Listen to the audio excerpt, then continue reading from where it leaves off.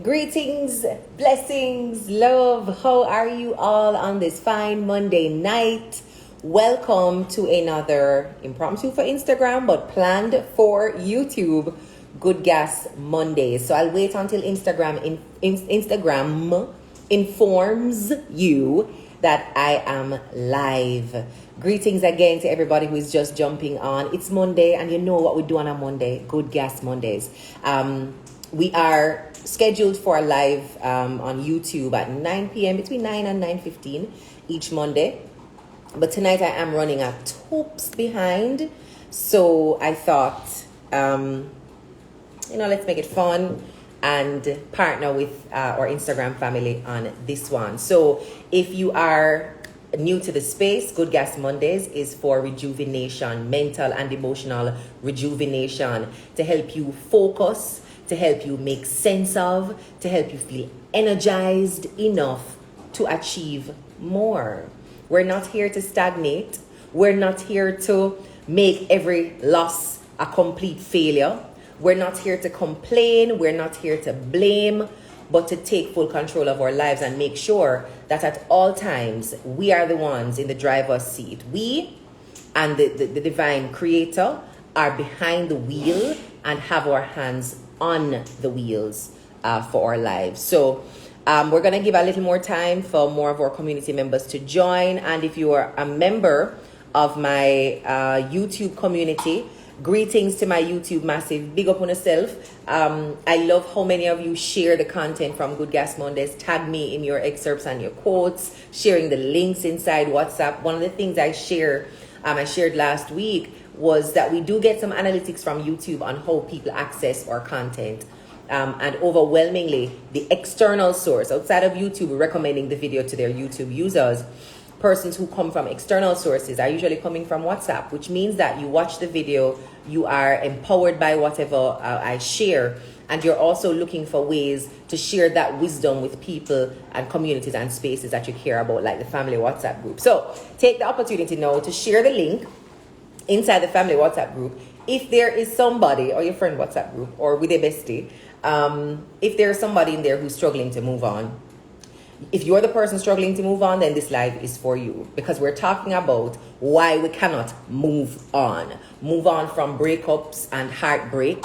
Move on from disappointment and failures, personal failures, and when other people fail us. Move on from losses and grief. Why we struggle to move on, and how we can change our minds about the hardship we're facing to always stay the course.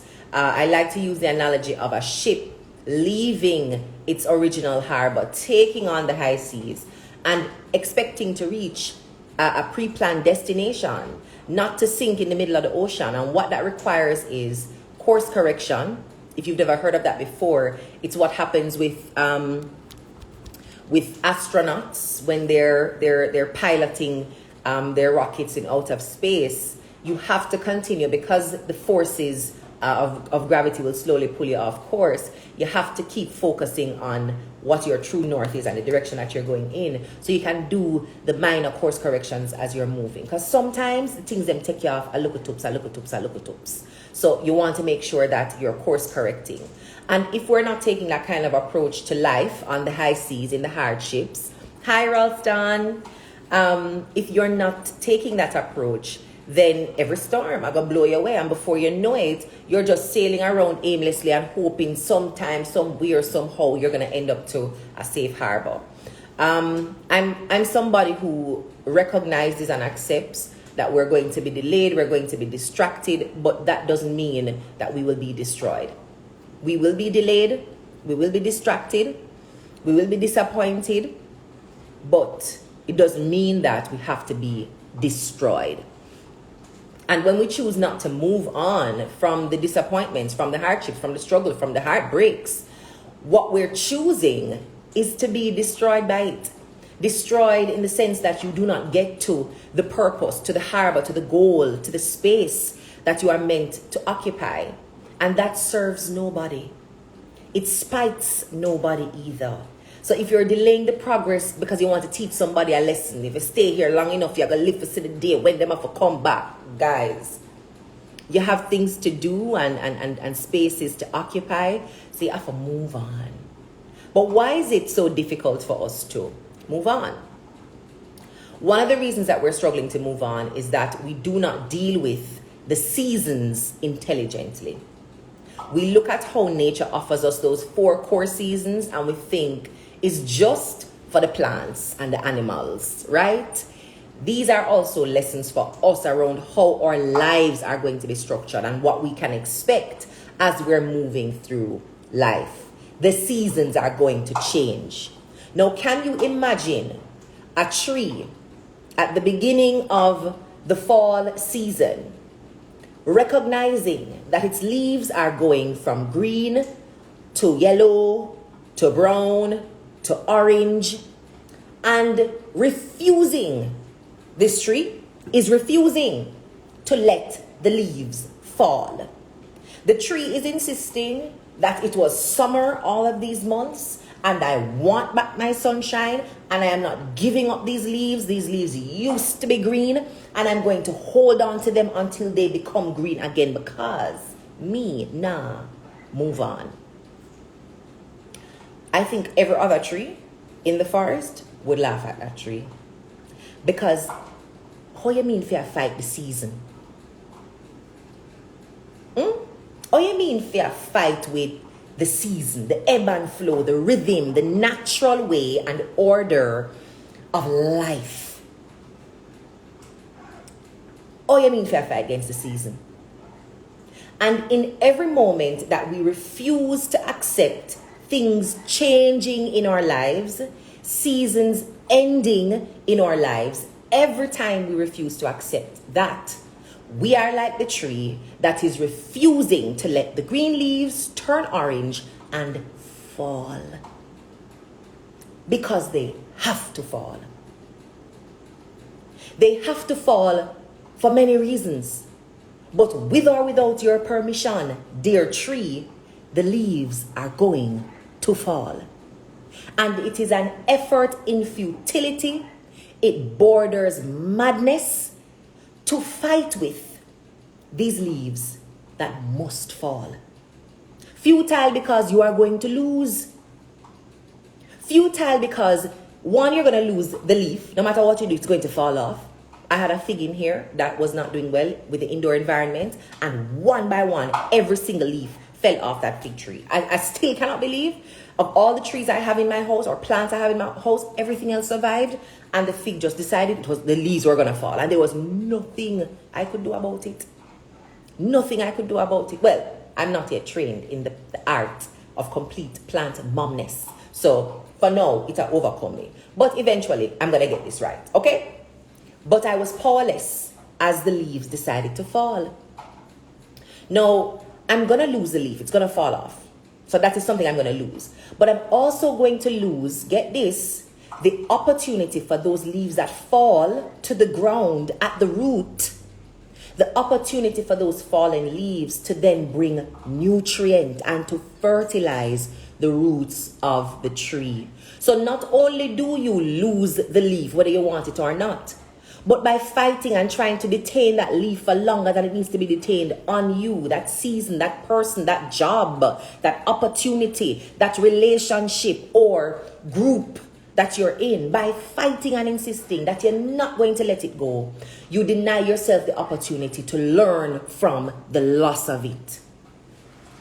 And you can't learn in the same way the root of the tree can't get the nutrient till the leaf drop off a ground. You can't learn unless you lose in some instances. So I'm going to pause. I'm going to ask you to draw off a pen and paper. Grab something and I want you to write down.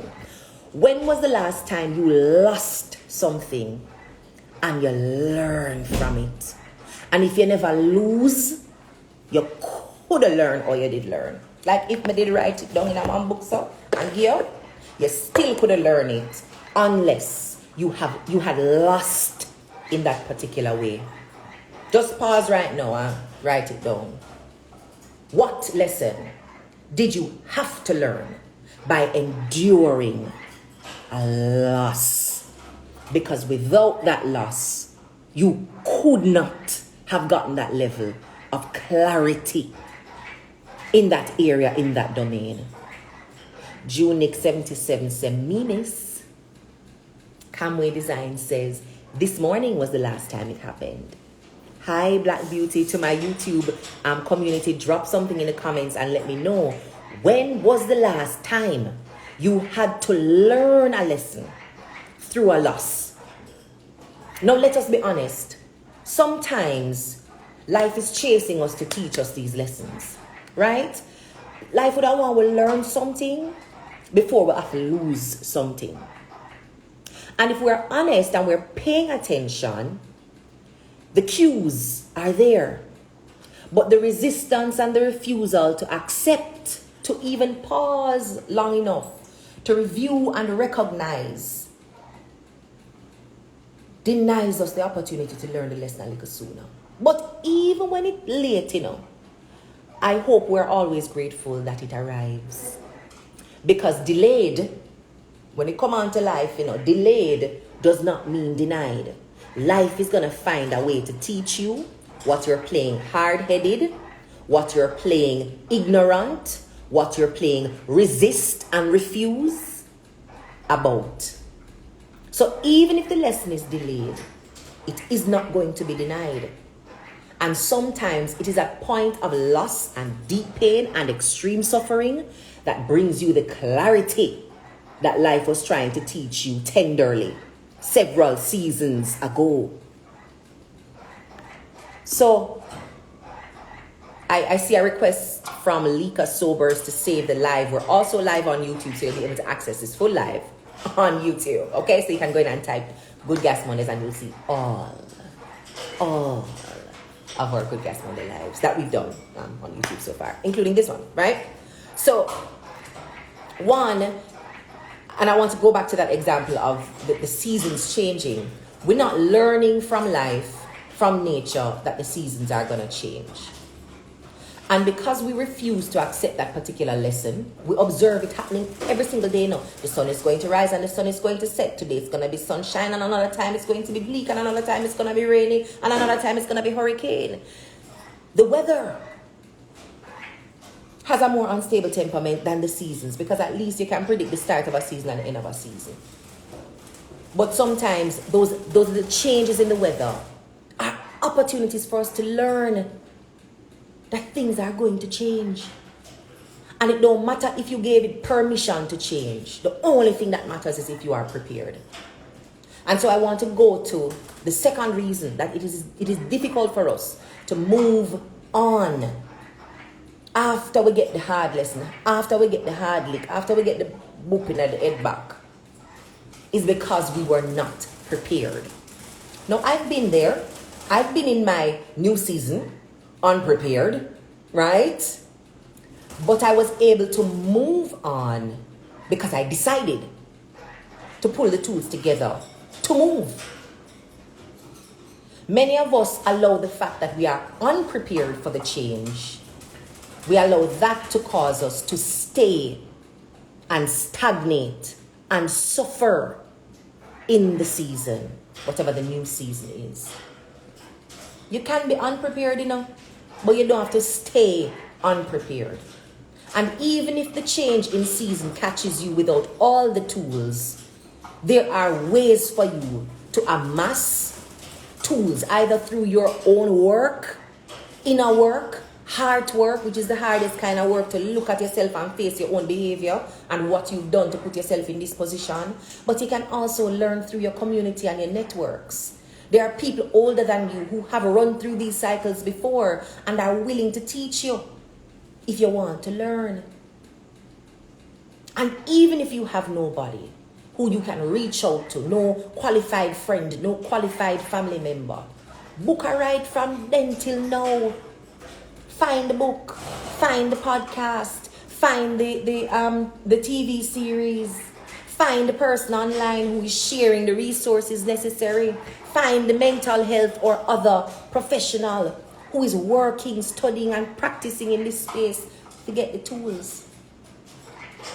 Now, when we get into a season of change and we recognize that we don't have the tools and we pretend that we can't learn or gain from others in our space the tools we need. We stay there and we keep the pity party. And we have to admit, pity party, nice. When pity party I keep, like when the first two party them keep, a series of parties. When pity party I keep and you send out the first invitation, woe is me, things not alright. Mash up, pack down, everything broke, everything plug out. There will be a lot of guests at the party. Guests who are curious, just genuinely want to get some more information on what's the reason for you being in this position. There are guests who have ulterior motives to use that information to make life a little bit harder for you through gossip, through misinformation and blatant lies, and to weaponize the condition that you are in to keep you dependent on them and their friendships and their resources. And then there are people who are shocked, can't believe. Others who come to genuinely support you and to give you love. The party, ram. Pity party, easy for ram. Because every kind of person wants to come in and see what is going on. Pity party, nice. Especially the segment when you have to cuss and blame whoever lead the air. Yeah man, that party there, a beard up plate playing at that section of the party there. Yeah, because everybody did know say, and everybody did think say, and everybody did sure, and remember the time where a beard up plate dropping at the party. Everybody have a good plate, everybody have a did know, I did think. Right? So you can get addicted to the pity party. The season change, you're unprepared, you get caught off guard, you're down in the ditch, and you decide to send out the invitations for the pity party, the party full. And when the party done keep, like I said, all right guys, just gonna focus on get all the party done keep, people are come back to the venue for see if, you have a sequel. If there's a part 2, if it's a keep all summer, if it's a every Saturday night something. Pity party nice.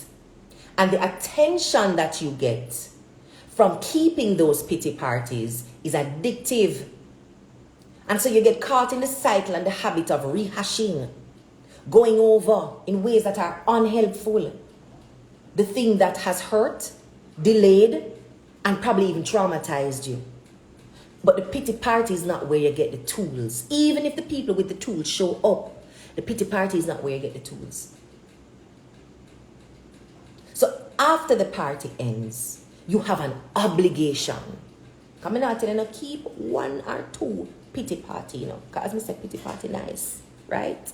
It's nice when you can sit down and cuss the dirty people for them dirty behavior and the reasons why them, must go to hell, right?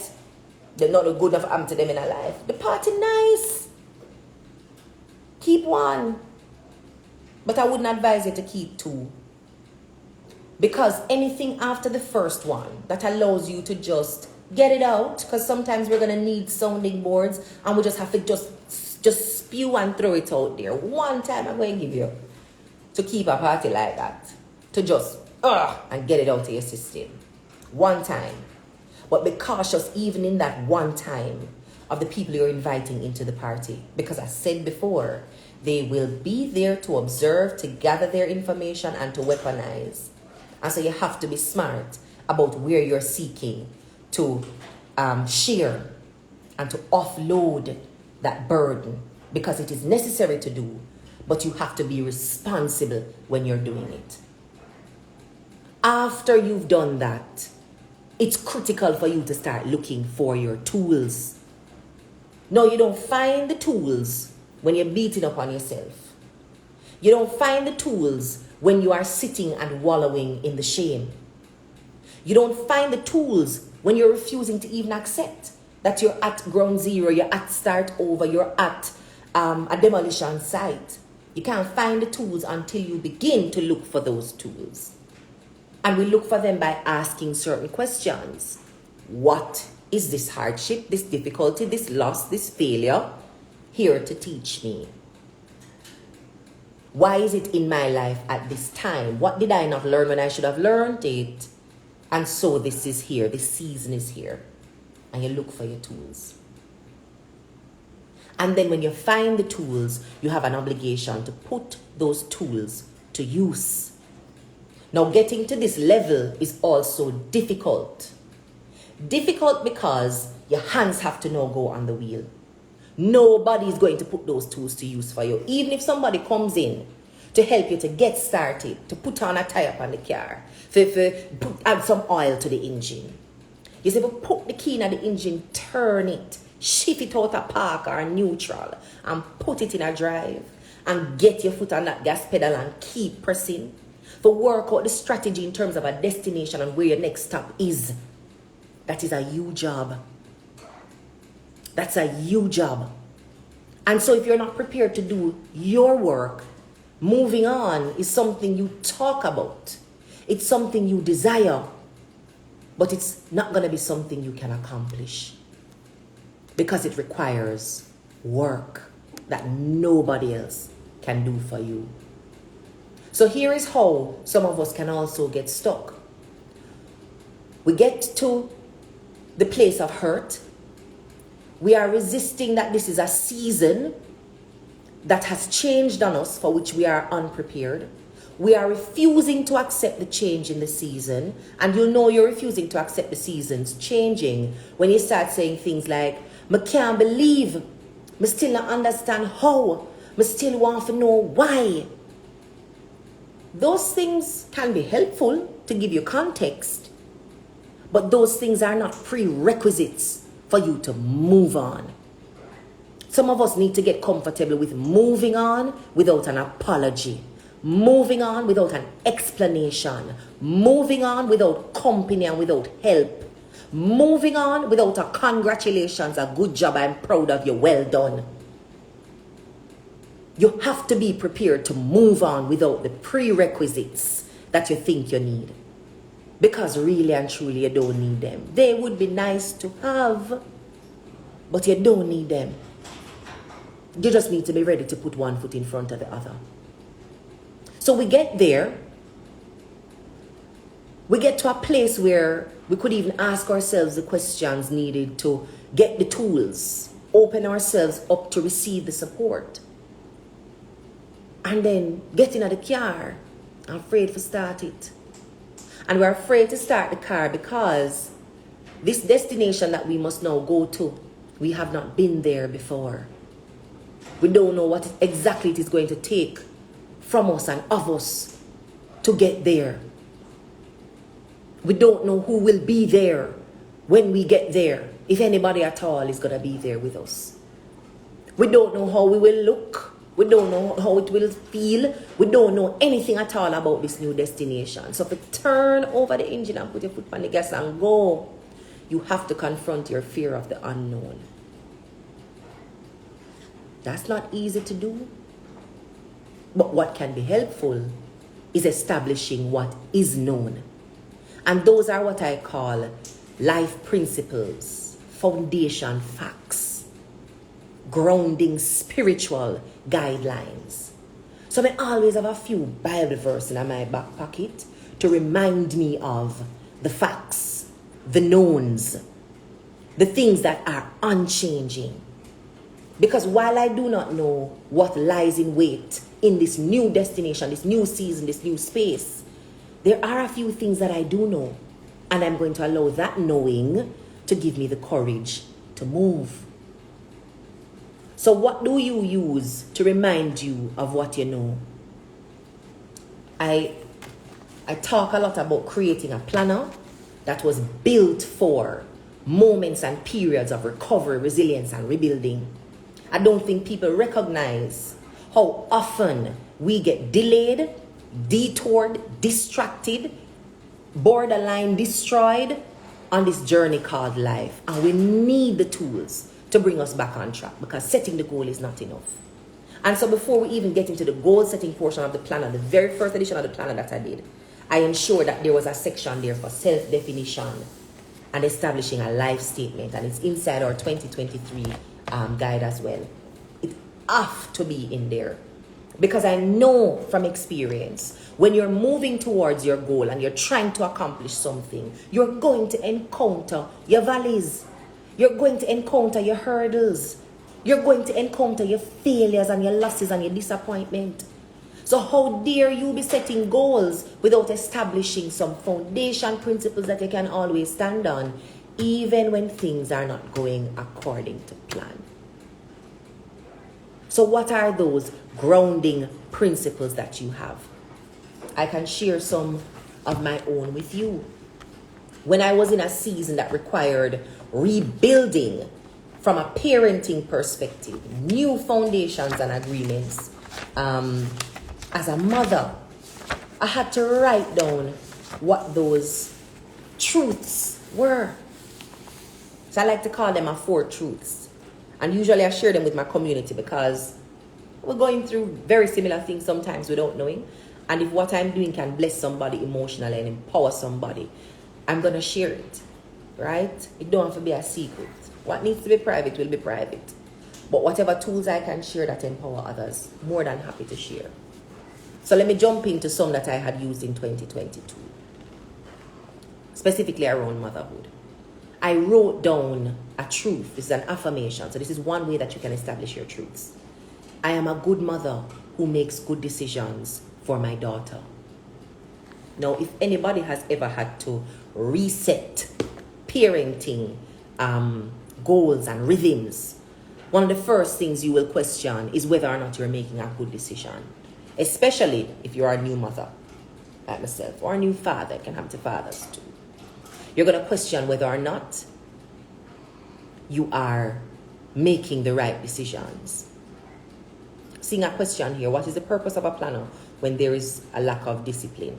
So that's why you have to build in certain tools into your own life. Because the book, not the movie, I know. But if you set up the right systems and processes, it can get you to the destination.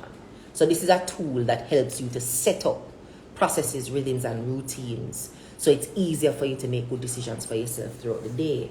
And you don't have to even think about it as discipline. It's just one good decision after another good decision after another good decision after another good decision. And you just start tracking how your life is changing through good decision making. But affirmations helped me. That was one of them. Another way that I established the grounding and the footing so that no matter what happened, I'm prepared to put my foot on the gas. There's a scripture that I enjoy sharing. It's in, there are 2 actually. There are 2. I'm going to share the one that I use most often. It's Jeremiah 29 verse 11, and it says, "For I know the plans I have for you, declares God. Plans to prosper you and not to harm you. Plans to give you hope and a future." Listen to me. Every time I read that, like always nothing to do me. I just feel like, your battery the 100%. Yeah, sometimes battery the 98, I'm going to read that and just gone back up 100. Because even if I do not know what lies ahead in this new season that I've never seen before, that is asking of me things I've never done before, that's about to take me into rhythms that I don't know yet, so I'm going to learn to dance again. All that I know cannot overcome what I do know. That my Creator has plans for me to win. My Creator has plans for me to grow and to flourish. My Creator has plans for me to prosper. So if the energy that make me don't vote, say me I go win. Me now come stand up in the ballot box and come and vote for lose. And I'm not going to allow what is unknown and what is uncertain to cause me to forget what is true. I'm not a mistake. I'm not here accidentally. I'm not here to batter and float around and boof and that's not why I'm here. That's not why I am here. I'm here to fulfill a purpose. And so if I'm to fulfill that purpose, there must be a path, a divine path. And sometimes the path got dark. God don't tell me saying we light it already. So one step at a time, light onto my feet. I believe that is true. No, I'm not telling you to believe what I believe. If you don't believe in the Bible, I'm not telling you to believe in the Bible.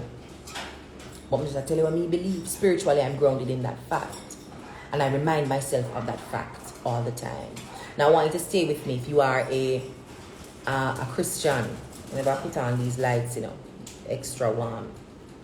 If you are a Christian who does not operate in that belief, you have to ask yourself if you really believe in a God.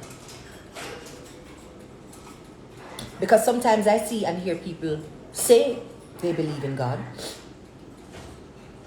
profess it and declare it. But the way you're taking decisions and moving into new seasons, I ever wonder if, as Scooby-Doo, you believe in her.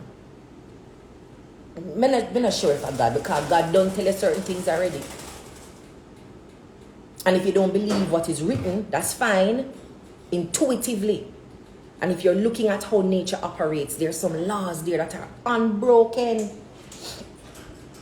Unbroken. So, what is the quality of your belief and your faith that you profess daily in the seasons of hardship? How can God tell you who you are and what you have the power to do and become? And you wake up every day saying you believe God and you believe in God, but operate contrary and in disbelief of that definition. It's not compatible.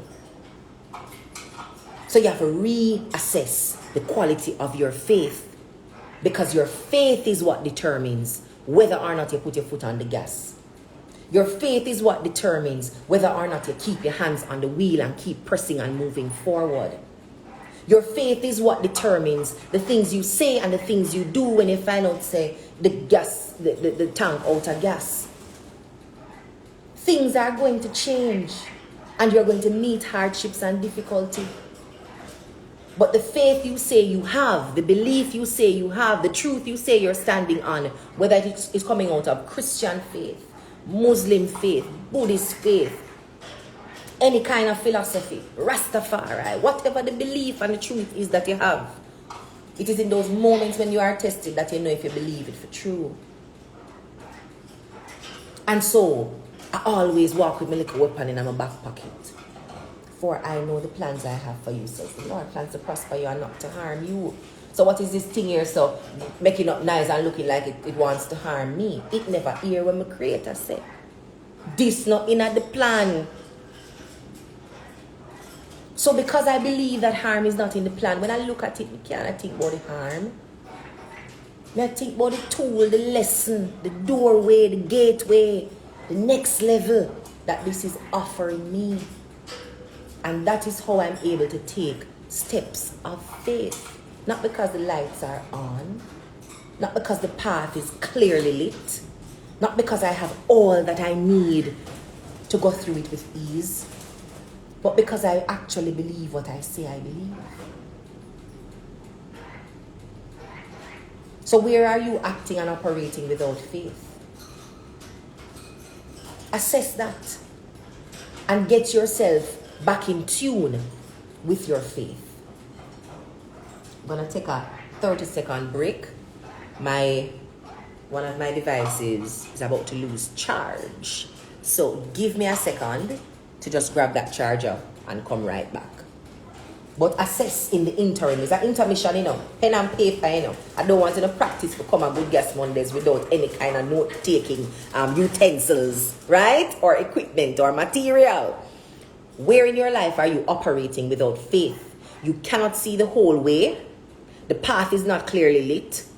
It's a new season that's calling you into new behavior, new spaces, new actions, new decisions, new habits, new people. It new bad, and you're afraid of the unknown. And you're allowing yourself to lose faith in the truth, in the wisdom, in the facts. Write it down right now and talk the truth. Where are you allowing yourself to lose faith?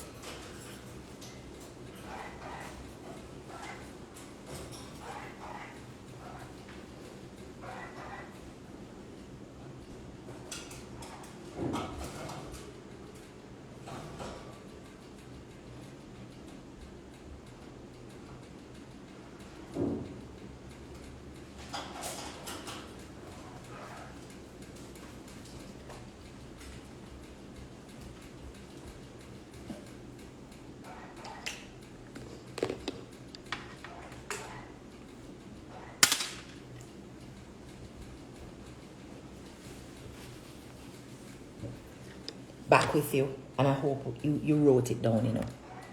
I hope you wrote it down. Where are you allowing yourself to lose faith?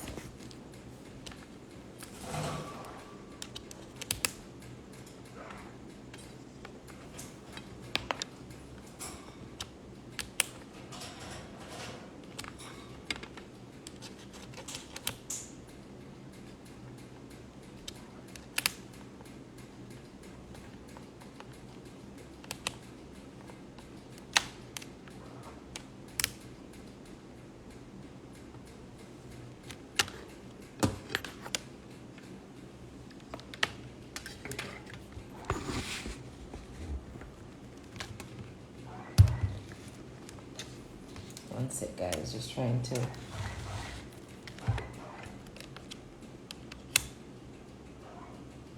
Don't know what's happening with this charger.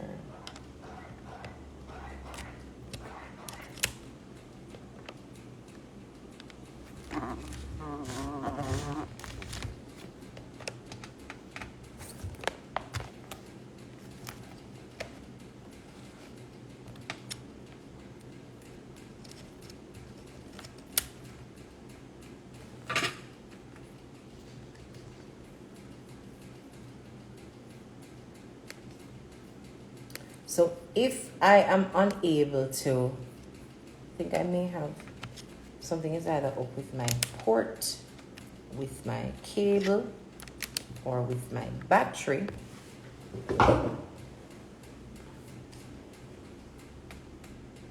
So if I'm unable to get this to charge, it's the laptop, so this one is for YouTube. If I'm unable to get it to charge, my YouTube fam, you can always connect with me. Back on Instagram, that's at Krystal Tomlinson, and I'll be sure to post the full video there.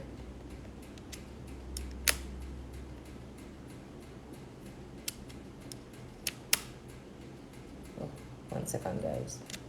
Making one last attempt to get this thing going.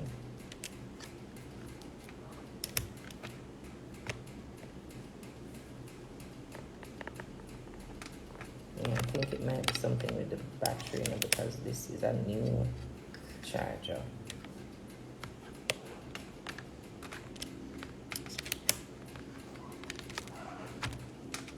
Alright, guys, so I'm going to end the stream on YouTube and you just jump on Instagram with me.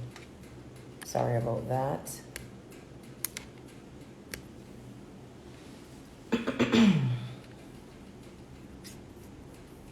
So, strictly YouTube for the remainder of our Good Gas Monday session.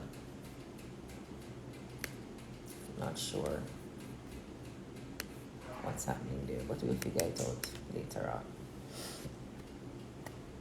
So, we spoke about the fear of the unknown and how to deal with that, because that is a very real fear, right? What you don't know, you don't know. But what do you know? And how are you reminding yourself of that knowledge and that wisdom, particularly in the moments when things get hard? Because that's when you're going to forget it. When it's harder you need to know is when you can't remember how it did go. You ever need like a little scripture yet and you can't find it? You want a little fact and you can't find it. You try to remember a number, a password. So the moment when you need it, you cannot find somebody's name. It's just not coming. Just not coming in the moment that you need it. The other thing that we have to ask ourselves is, what are we attached to in the old season that we're insisting cannot be beat in this new season? How have you romanticized and told a story around what you had and lost, and therefore it's making it difficult for you to conceive of a happy, joyful, fulfilling, prosperous future, even though that future is unknown? Many times that is the hardship. That is what we're refusing to move on from. So with the fear of the unknown, you're refusing to move on to something unfamiliar. When it comes on to unhealthy attachments, And we can talk in another life about what a healthy attachment looks like and what an unhealthy attachment looks like. But when it comes down to unhealthy attachments, the refusal to move on is the refusal to move on from them, it, he, she, a habit, a way of doing things. So ask yourself, maybe you're not afraid of what is to come, but you have probably convinced yourself that whatever it is can't be as good as this job, can't be as good as this house, can't be as good as this car, can't be as good as this relationship, can't be as good as this friendship, can't be as good as this thing that I used to have. The goodness that you're seeing, that you believe to be irreplaceable, inimitable, something that could never be replicated, duplicated, is a thought. It's not a fact. Because you are determining how you're feeling about anything and everything at any given time. It's the thought about the thing that creates the feeling. And anybody at all who's aware of the research and the work in psychology, is the thought you have about it that creates the feeling, the affinity, and the attachment. You see, if me get up and me decide to say, this are the best cup in the world. No cup, don't make good like that cup here. Best cup. I can't conceive of another cup we could have nice like that cup here. Worst, me start tell the cup, it's the best cup I ever see in my life. I tell the cup, say I cannot live without the cup. It is my forever and always cup. And I don't want to live without the cup. And the cup say, girl, I can't live without you either. I wouldn't want anybody else to drink from this cup. I said, I'd rather go thirsty than drink out of another cup. Then start talk to the cup that way there now. Yeah, man. I'm going to attach up myself to the cup. So the cup is me and I am the cup. I see myself in you. And the cup say, I see myself in you too. And we just attached. If the cup broke, all the things that I've said about the cup, while when I said them, they could have been true. I did really believe it. Is it not laugh? Is it not laugh? Just type the name of the person where you tell that, right? Type the name of the job, the workplace that you're talking about like that. I don't know if I could ever live without a job here because I don't know if I could ever do any other work because I don't know if I could ever deal with somebody else. But anything or any space where you tell that somebody, just write it in the chat, right? No, Nick, I gotta take care of my life. Nick said, me need a man. Nick.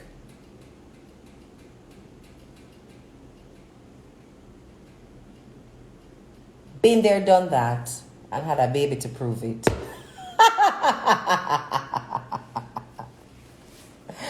So, whoever you're telling that to, right? Whatever you're attaching yourself to, you're attaching yourself to it with words.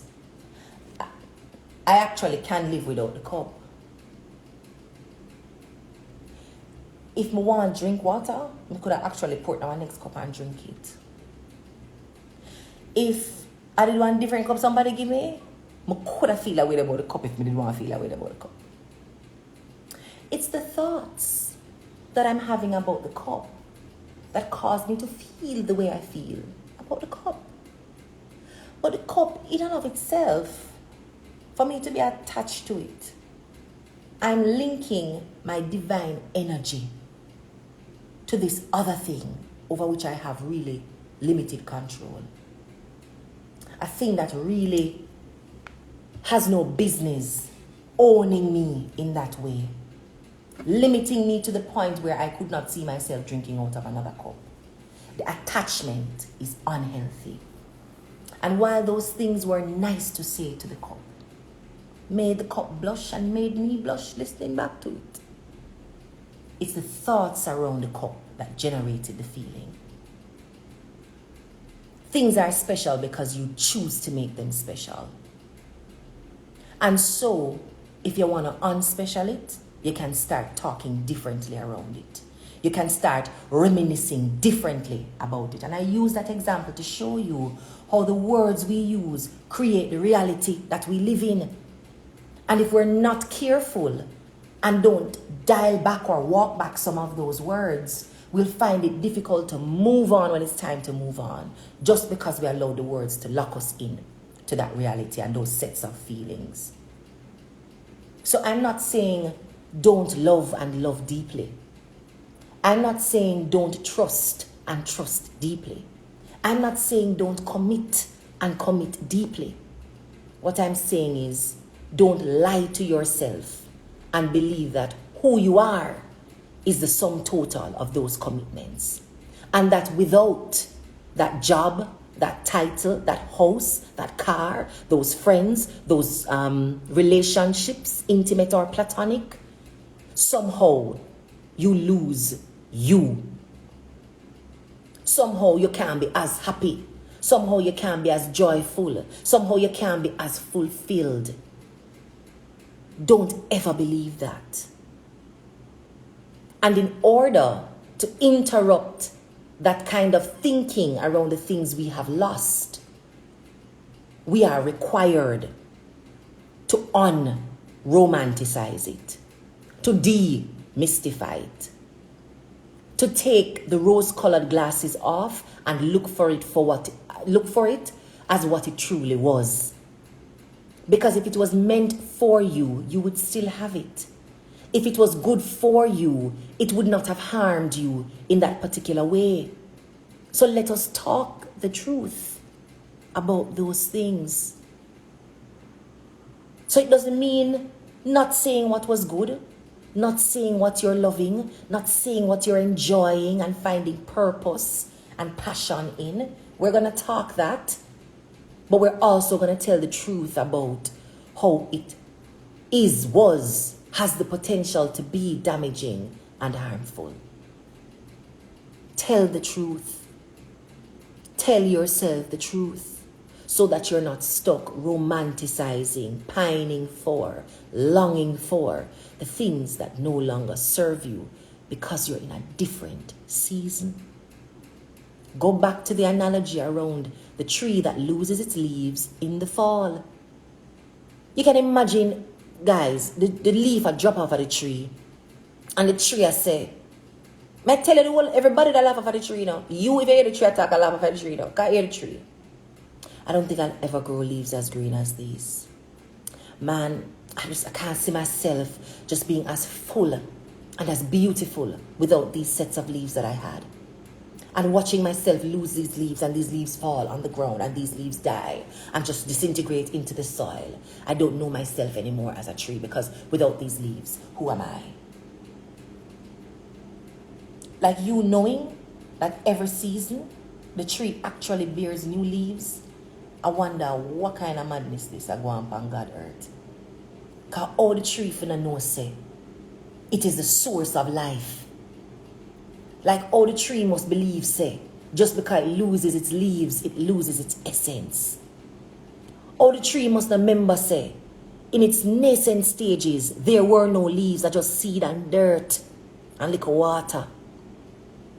All the tree must know say forget that it developed solid roots before it even start with stem and leaf and fruit. Like all the tree must forget where tree have come from. And is what I need to ask you as well. How could you forget where you are coming from to the point where losing a leaf or 10 have you questioning your worth, questioning your ability to do it again, to start over, to regenerate, to recreate?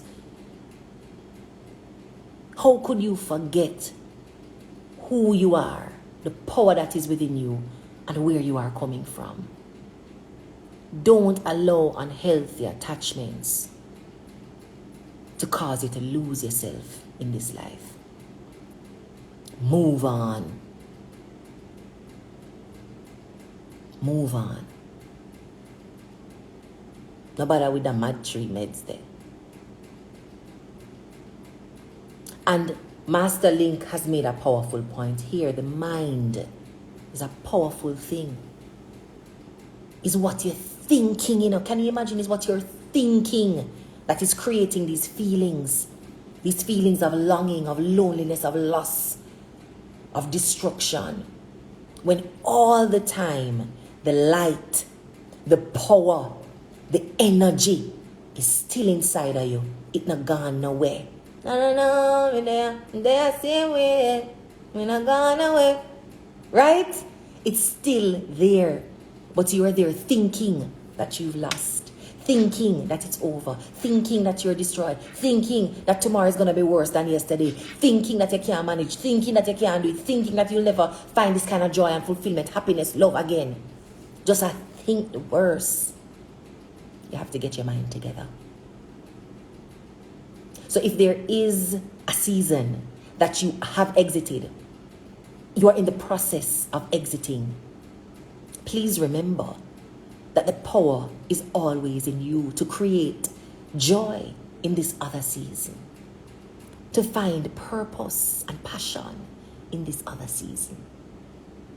You have that power, and you utilize that power, beginning first in your thought and then with your words, and then those things allow for a physical manifestation in terms of action, work, and attraction. Don't ever forget that. Whatever it is you're struggling to move on from, I'm asking you to allow the season to come to an end with grace. Your seasons can end gracefully or disgracefully. And the examples I gave earlier about the tree refusing to release the leaf that needs to die and fall away so a new leaf can come is a tree that is coming to a disgraceful end of season.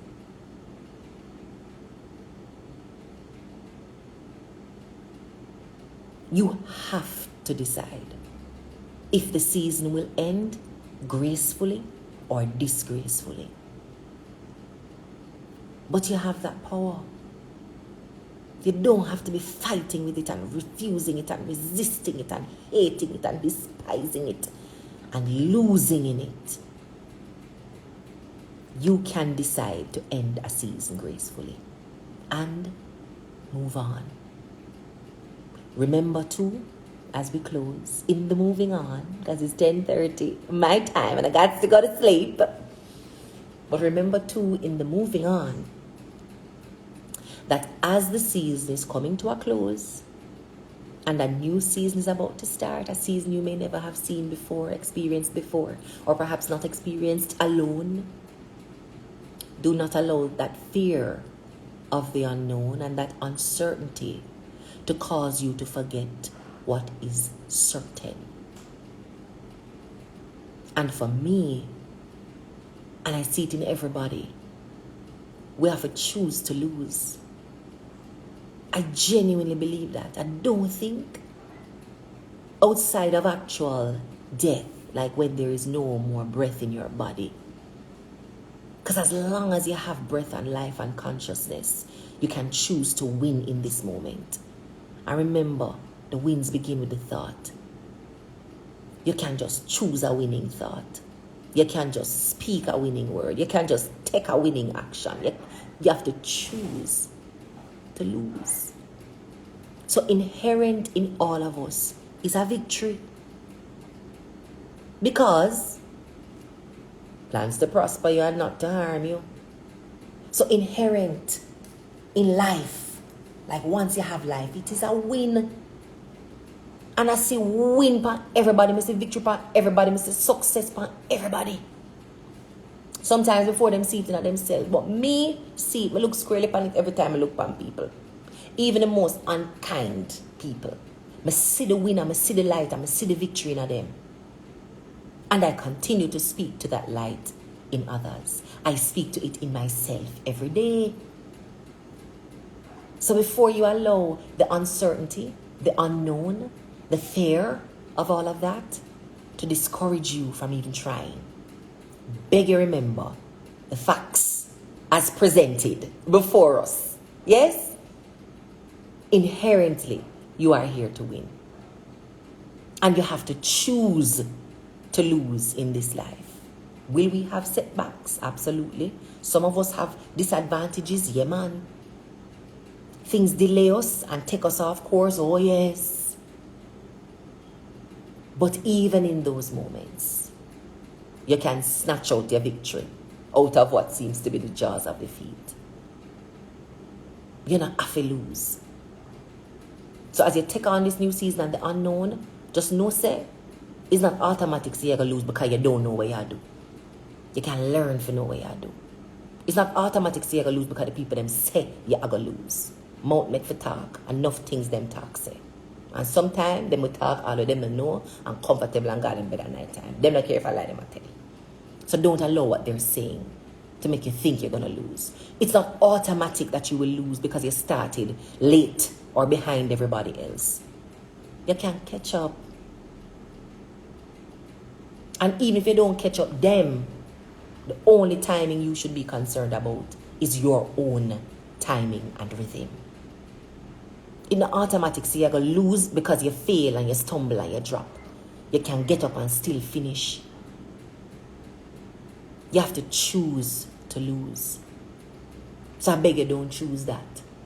I beg you, choose to get up and move one foot in front of the other so you can move on from whatever it is you've endured that caused you to feel discouraged, that caused you to feel disappointed, that caused you to feel shame, that feels like a cloud over your head. Just move on. Trust yourself. Trust the promises of the Creator. Define for yourself new promises. Redefine who you are. And speak and think of yourself from a position of power. You are made in the image and likeness of God. And what is God but a creator? Create the life that you want, even if you have to start from ground zero. So the last thing I want to share with you before you jump off, if you're having trouble getting started, jump starting, moving on, moving into this new season, I'm having a free 21-day challenge that starts on February 1. If you want access to that challenge, which is where we're going to be checking in with you daily for 21 days, all you got to do, send me an email at thesuccessfarmja@gmail.com. And we'll respond to you with the registration link, loop you into our email system so that you can get started with us and track your progress over the 21 days. If you're struggling to start, if you're struggling to move into the new season, if you're not trusting yourself to figure it out, to do it and do it well, to start over, to start better, our 21-day challenge might be what you need to get started. Hi, Rachele, I'm just jumping off and I see that you just joined. So, big up yourself. I hope all is well with you and with the company and the team. And as I said, if anybody wants to join our 21-day challenge, it's free, absolutely free for you to join. And what we're doing is committing to guiding you, prompting you, challenging you. Emphasis on the word challenge, right? Because you're going to have to meet some challenge milestones.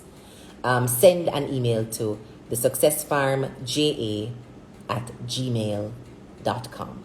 I'll say it one more time in case you need to write it down. thesuccessfarmja@gmail.com.